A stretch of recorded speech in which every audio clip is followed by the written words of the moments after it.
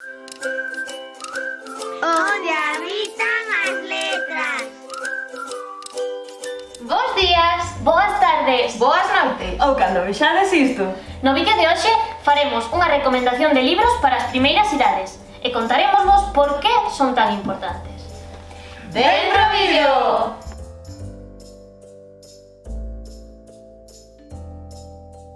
Por que son necesarios os libros dende as primeiras idades?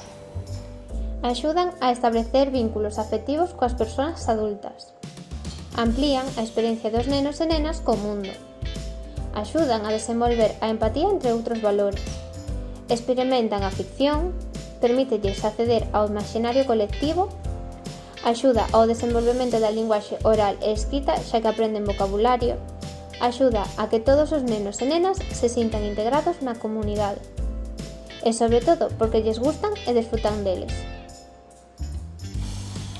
Como escoller vos libros para os nenos e nenas de 0 a 6 anos? Deixarnos guiar polo prestixio dos autores ou editoriais recoñecidas. É imprescindíbel que o texto conste cun texto de calidade, linguaxe coidada, ben estruturada e coherente, que teña diferentes niveis de interpretación. A ilustración debe ter boa calidade artística.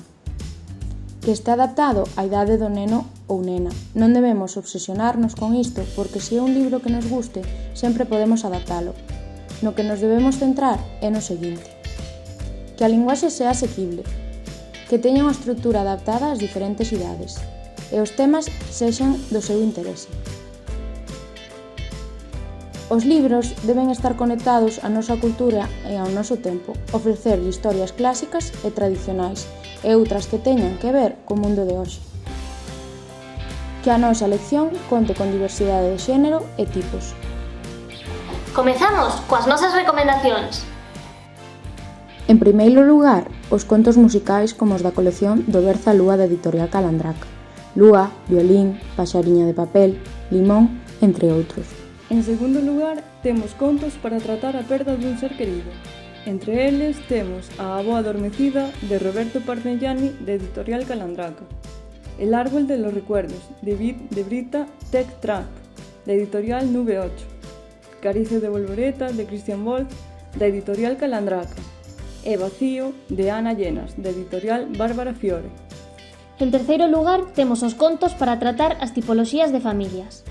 Temos En familia, de Alexandra Maxeiner e Anke Kuhl, da editorial Takatuka, Un mundo de familias, de Marta Gómez e Carla Nazaret, da editorial Coma Negra, Mi familia es de otro mundo, de Cecilia Blanco, da editorial Uranito, e por último, El gran libro de las familias, de Mary Hoffman Ross Askid, da editorial Fundación Intermón Oxfam. Contos para traballar a diversidade. Frederick, de Leo Leoni, de editorial Calandraca. Elmer, de David Mackie, de editorial Beascoa. Orellas de Volvoreta, de Luis Aguilar, de editorial Calandraca. Un becho extraño, de Monda Porta, de editorial Calandraca. O cazo de Lorenzo de Isabel Carrier, de editorial Juventud. E por último, contos para tratar os medos, como por exemplo Onde viven os monstros, de Maurice Sendak, da editorial Harper, Un pesadelo no meu armario, de Mercer Mayer, da editorial Calandraca, Yo mataré monstruos por ti, de Santi Balmes, da editorial Principal de los Libros, A todos los monstruos les da miedo la oscuridad, de Michael Escoffier, da editorial Cóquinos.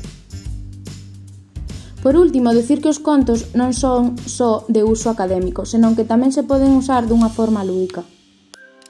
Se che gustou o vídeo, dalle a like e compárteo con todos os teus amigos. Comenta que che pareceu. Suscríbete E vémonos no próximo vídeo.